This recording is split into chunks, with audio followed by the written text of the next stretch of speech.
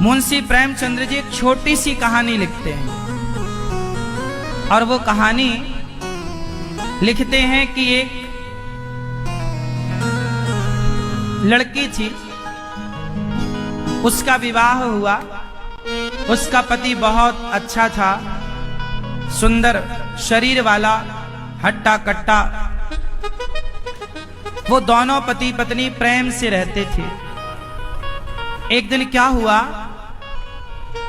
कि कोई उसके पति को नौकरी देने के बहाने ले गया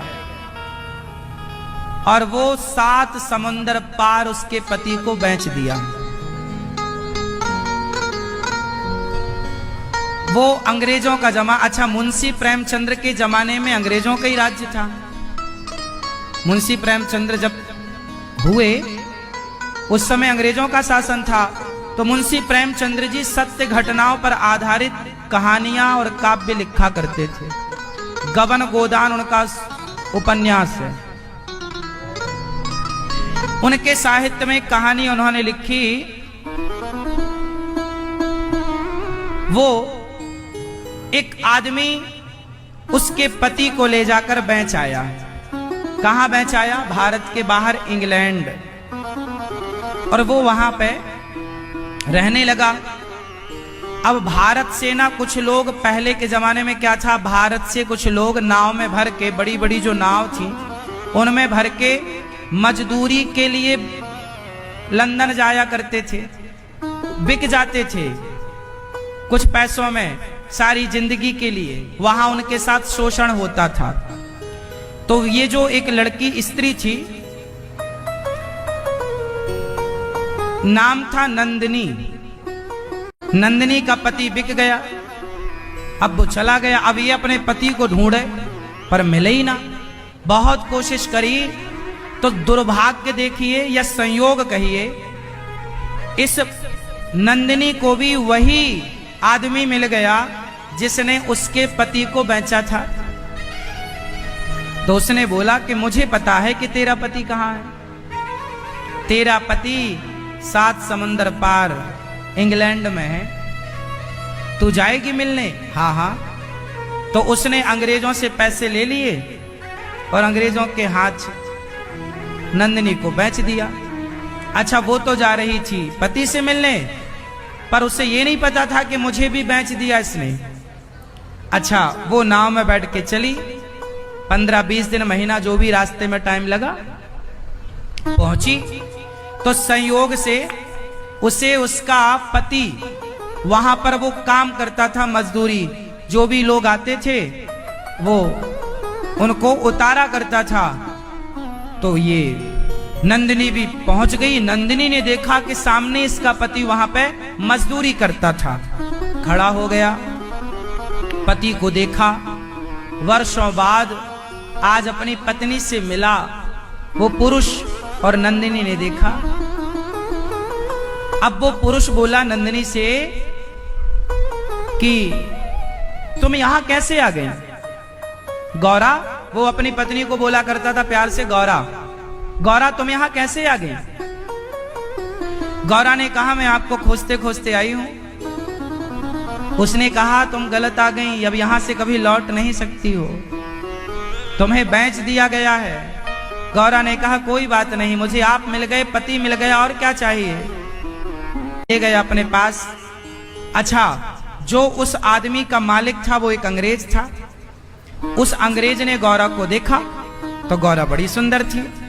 उसने बोला कि आज रात को इसे मेरे पास भेज देना। तो वो आदमी बोला साहब ये मेरी पत्नी है।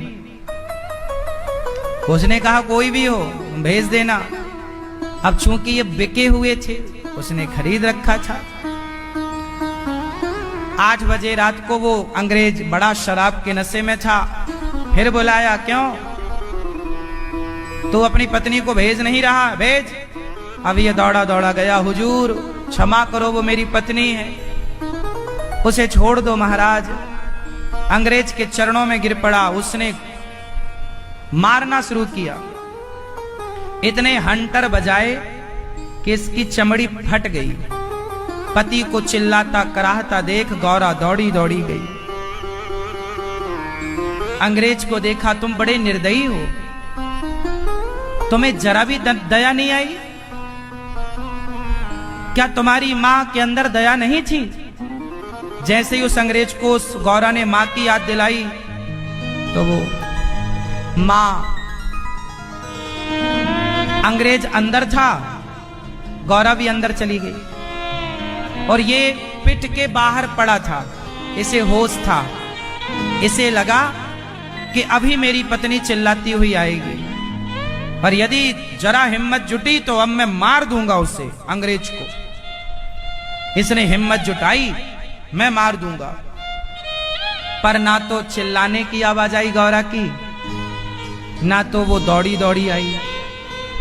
तो उस गौरा के पति को ये लगा कि लगता है मेरी पत्नी ने राजी मर्जी से अंग्रेज की दास्ता स्वीकार कर ली। अच्छा, और वो अंदर क्या कह रही है? अब गौरा का उस अंग्रेज से वार्ता हुई। ये मुंशी प्रेमचंद्र जी लिख रहे हैं। प्रेमचंद्र जी लिख रहे हैं कि गौरा ने कहा, क्यों तुम इतने निर्दयी कैसे हो सकते हो? क्या तुम्हारी मां के अंदर जरा भी दया नहीं थी? तो उसे अपनी मां की याद आ गई। कहा, देखो वो मेरी मां की फोटो है। गौरा ने जाकर देखा, बोले तुम्हारी मां तो बड़ी लक्ष्मी दिखती है, बड़ी पतिव्रता नारी लगती है, बड़ी दयावान दिखती है, पर तुम ऐसी मां के ऐसे नालायक बेटे कैसे हो गए? अच्छा, गौरा ने भी बिल्कुल खुल के बोला। अच्छा, गौरा ने बगल में एक छुरी रखी थी कि यदि इसने मेरे साथ जोर जबरदस्ती की तो मैं इसे मार दूंगी। अब उसने कहा उसको प्राणों की, अब कोई, उसको पता था कि इस देश में आए हैं, बिक गए हैं, अब तो जी नहीं पाएंगे, क्योंकि ये तो गिद्धों की तरह नोचना चाहेंगे, तो मैं तो इसे मार दूंगी और अपने को भी खत्म कर दूंगी। लेकिन उसने जब तक बातों से हो सका तो बातों से काम चलाया। तो गौरा ने उसे समझाया और धीरे धीरे उस अंग्रेज की मां के द्वारा उसके हृदय में करुणा पैदा कर दी। वो आदमी रो पड़ा कि मैं वास्तविक में कितना निर्दयी हो गया, मैं लोगों का दुख दर्द भूल गया। मेरी मां कितनी दयावान थी, मेरी मां ने सिखाया था कि सब पर दया करना, किसी को अपने द्वारा कष्ट ना देना। वो आदमी रो पड़ा अंग्रेज और उस गौरा के चरणों में गिर पड़ा कि तुमने मेरी आंखें खोल दी।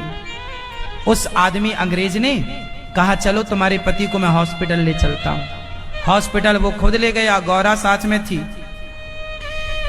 3 दिन तक उस गौरा के पति को होश नहीं आया, इतना मारा उसने, होश नहीं आया।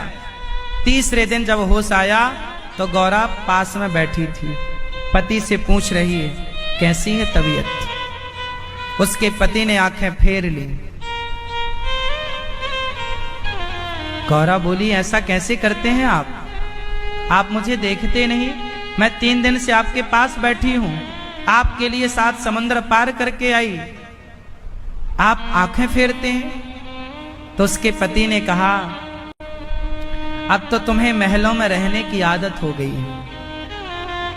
अच्छा, उसे क्या लगा था जब वो बेहोश होने के पहले, उसे क्या लगा था कि ये उस अंग्रेज के पास से या उसे मार के आ जाएगी या तो अपनी लाज बचाती आएगी, पर वो आई नहीं, ना कोई आवाज आई। तो इसने तो ये गलतफहमी, देखो रिश्ते कैसे टूटते हैं, इसने गलतफहमी पाल ली कि मेरी पत्नी ने सहर्ष अंग्रेज की दास्ता को स्वीकार कर लिया। इसके अंदर तो आ गई गलतफहमी, पर ये वो ना जान पाया कि इसकी पत्नी ने उस अंग्रेज का तो हृदय ही परिवर्तित कर दिया था। अब मुंशी प्रेमचंद्र जी लिखते हैं कि गौरा ने जब ये सुना कि मेरे पति ने मेरे ऊपर लांछन लगा दिया कि तुम तो महलों में रहने की आदी हो गई हो, जाओ साहब के महलों में, अंग्रेज के महलों में। गौरा ने कहा, सुनिए, आप मुझे गलत समझ रहे हैं, कोई सफाई ना दी। जिस औरत ने अपने पति के लिए समुद्र पार करके गई हो, इतना कष्ट सहा हो, अपने आप को बेचा हो पति के लिए, उस औरत पर लांछन लगा देना वो कैसे बर्दाश्त करती? गौरा चल पड़ी।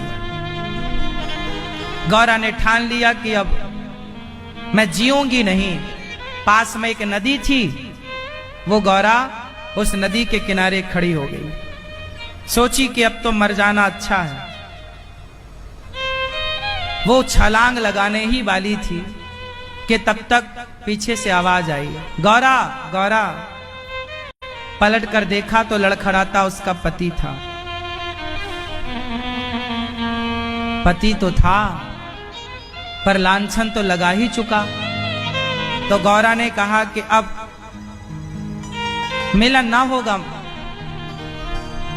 वो छलांग लगाती है नदी में, और जब उसने छलांग लगाया तो उसके पति ने भी छलांग लगा दी। ये बहुत बड़ा तैराक था, तैरना जानता था। इसने छलांग लगाई कि मैं अपनी पत्नी को बचाऊंगा, लेकिन दुर्भाग्य देखिए कि दोनों की लाश किनारे आ गई। मुंशी प्रेमचंद्र जी ये कथा लिखकर यहीं पूरी करते, दोनों मर गए। ये कथा मुंशी प्रेमचंद्र जी ने क्या सिखाने और क्या समझाने के लिए लिखी? मुंशी प्रेमचंद्र जी कहते हैं कि रिश्तों में संदेह ना हो। उसके पति को एक बार पूछ लेना था ना अपनी पत्नी से कि तुम क्या कर रही थी उसके पास। वो बताती कि मैंने उसके मन को ही बदल दिया, लेकिन पूछा नहीं, सीधा उसके चरित्र पर उंगली खड़ी कर दी। और एक नारी जो पवित्र हो, भला वो ये कैसे बर्दाश्त करती?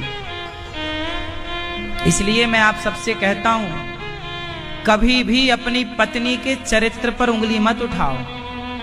पुरुषों की ये सामान्य सी घिसी पिटी आदत होती है कि जरा सी लड़ाई झगड़ा होती है तो वो अपनी पत्नी के चरित्र पर उंगली उठा देता है कि तुम्हारा तो चरित्र ही ऐसा है, तुम तो ऐसे ही हो। ये बात पुरुषों को समझनी चाहिए।